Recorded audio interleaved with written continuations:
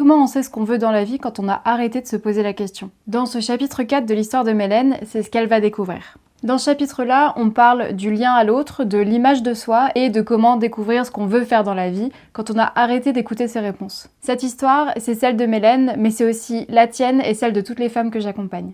Chaque semaine, tu reçois gratuitement un chapitre en version audio et écrite, et c'est toi qui décides de la suite de l'histoire. Chapitre par chapitre, tu aides Mélène à vivre sa vie, et en échange, elle t'encourage à vivre la tienne.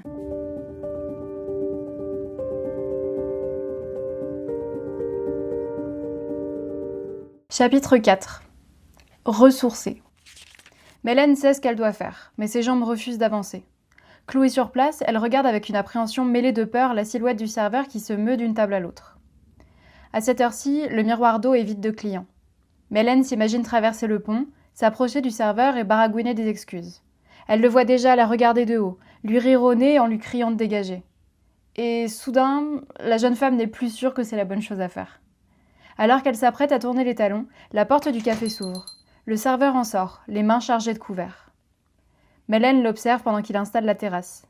Riant aux éclats, il échange une blague avec son patron, et son rire sincère emplit la jeune femme de honte. Ce garçon a l'air profondément gentil, et la veille, elle est parvenue à transformer cette gentillesse en arme, la lui renvoyant en pleine face avec la force d'un soufflet méprisant. Alors, malgré la honte qui ronge ses entrailles, malgré ses joues écarlates et ses yeux brillants d'angoisse, Mélène se met en marche. Elle traverse le pont à petites enjambées précipitées pour ne pas se laisser le temps de changer d'avis.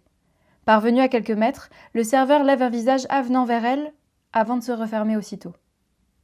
Mélène tente de chasser le scénario catastrophe de son esprit en expirant un souffle tremblant, mais impossible. Elle se sent rétrécir jusqu'à redevenir petite fille. Elle a l'impression de revenir 20 ans en arrière, quand Tom, la terreur de primaire, l'avait prise pour cible. Tom, avec son regard moqueur et son sourire dégoûté. Tom qui avait tiré dans le ballon qui lui avait brisé le nez en CM2 et ne s'en était jamais excusé. Mélène manque de faire demi-tour de nombreuses fois, mais une conviction la pousse en avant. Elle refuse d'être la méchante de sa propre histoire. Elle s'arrête 2 pas derrière le serveur, ouvre la bouche. Dans sa tête, les mots se bousculent, mais rien ne sort. Conscient de sa présence, le serveur se retourne.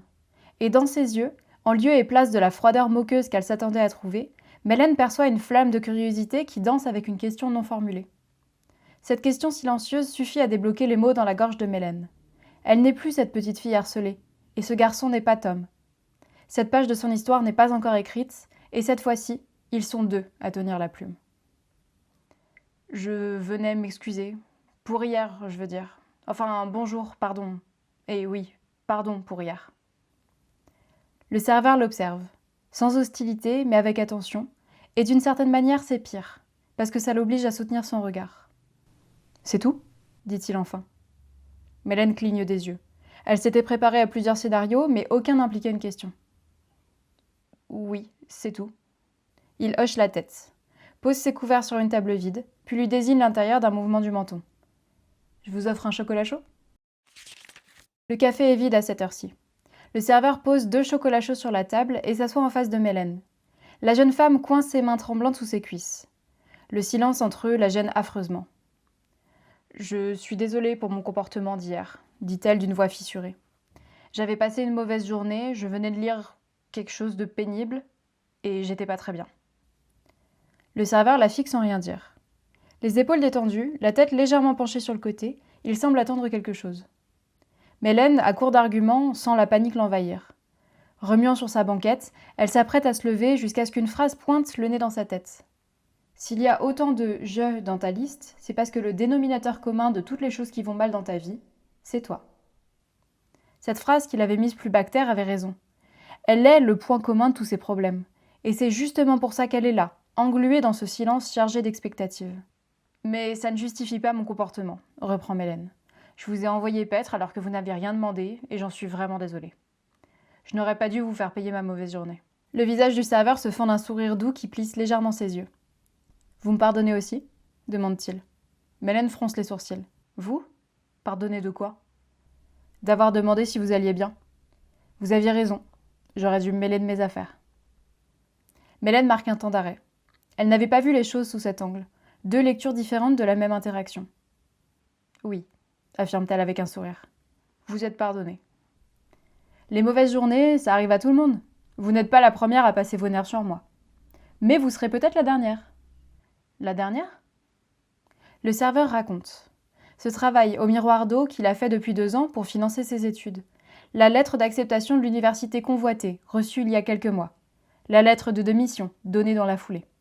Ce documentaire qui lui avait révélé le métier de ses rêves. Devenir psychologue, pour aider les gens à ne plus s'en prendre aux pauvres serveurs, ajoute-t-il avec un clin d'œil. Puis, en voyant Mélène rougir de honte, « Détendez-vous, c'était une blague. » Et puis, les interactions comme celles que nous avons eues hier ne font pas le poids contre celles que nous avons en ce moment. Et vous, Mélène, qu'est-ce que vous voulez faire quand vous serez grande ? La jeune femme sort une réponse à moitié mâchée pour cacher le fait qu'elle ne sait pas.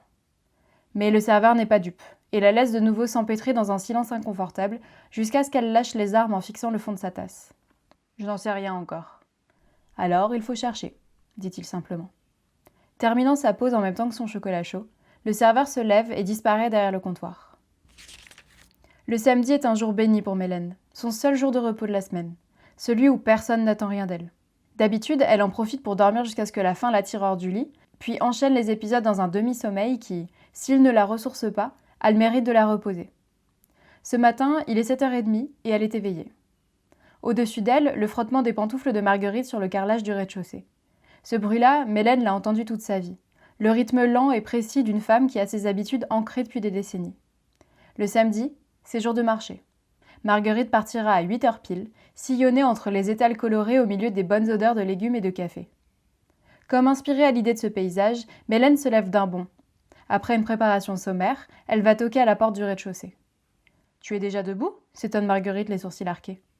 Marguerite, les yeux fardés de bleu, panier en osier à la main et béret en laine marron sur ses cheveux blancs, la regarde avec surprise. « J'avais envie de t'accompagner, » dit Mélène. « Si tu veux bien. » Le silence ne dure pas plus longtemps qu'un battement de cœur. Marguerite ouvre la porte un peu plus grand. Les étals du marché de Sorgues sentent le poireau, le pain chaud et le plastique des bâches que le vent de février soulève par intermittence. Mélène avance à pas prudents, tenant le bras de sa grand-mère dont la routine est bien huilée. Elles arpentent les rues pavées et la ville n'a jamais paru aussi jolie aux yeux de la jeune femme. Mélène se laisse porter par les odeurs, alternant entre poissons frais, fromage d'hiver et huile essentielle de lavande. Elle se greffe aux habitudes de Marguerite sans prendre trop de place, admire la vivacité du regard de sa grand-mère quand elle négocie le prix du kilo de mandarine, ses gestes experts pour choisir les plus parfumés. Mélène savoure le rire de Marguerite comme on déguste un croissant, pendant que cette dernière échange les nouvelles avec la marchande de journaux. Marguerite n'est pas une mamie gâteau. Ses rides creuses, son sourire inversé, ses yeux noirs qui observent tout. C'est une femme à qui la vie n'a pas fait de cadeau et qui en a conscience. Mélène aussi. Et là, quelque part entre les mandarines et le filet de merlu, la jeune femme réalise que ça fait longtemps qu'elle a arrêté de voir sa grand-mère comme une personne à part entière. Avec ses tracas, son passé, sa solitude qui s'égrène comme un sablier devant le son bleu de la télé. Quand Marguerite s'apprête à reprendre le chemin de la maison, Mélène pose sur son bras une main légère comme une promesse. « Ça te dirait de boire quelque chose ? J'ai découvert un café sympa, de l'autre côté du pont. » Marguerite s'arrête, regarde sa petite fille dont elle avait presque oublié la présence. Elle hésite, c'est évident, puis elle ajuste son béret en redressant les épaules. « Si tu veux. »« Prenez garde, Mélène, vous allez devenir une habituée, » rit le serveur en la voyant pousser la porte du miroir d'eau. Sa grand-mère et elle s'installent près du radiateur. La chaleur du lieu les enveloppe, mêlée à l'odeur du café fraîchement moulu et du bois des vieilles tables. Marguerite pose son panier rempli à ses pieds, défait son écharpe et regarde autour d'elle avec cet air qu'elle a toujours, attentive à tout, sans rien en penser. Le serveur apporte 2 chocolats chauds sans qu'on les lui demande. Mélène lève les yeux. Il lui adresse un clin d'œil furtif, et le rouge qui embrase les joues de la jeune femme ne doit plus grand-chose au froid. Puis le silence s'installe entre elle et Marguerite. Mélène regarde sa grand-mère, Marguerite regarde sa tasse, trace distraitement le bord du bout de l'index. Quelque chose dans sa posture laisse deviner qu'elle est mal à l'aise. Mélène comprend alors que sa grand-mère évite de croiser son regard. Soudainement, quelque chose bascule dans la tête de la jeune femme, comme 2 pellicules identiques de films différents. En sa grand-mère, Mélène contemple son propre reflet, la même façon de tenir sa tasse, le même regard légèrement de biais, la même manière de prendre le moins de place possible dans le silence épais d'une autre personne. Hier, elle occupait la même place, comme tous les autres jours de sa vie. Mélène prend une inspiration. Le chapitre n'est pas encore terminé et quand tu seras prêt à découvrir la suite de l'histoire, il suffira de cliquer pour accéder complètement gratuitement à la version audio et écrite du reste du chapitre. J'espère te voir de l'autre côté, parce que t'as pas idée de ce qui attend Mélène.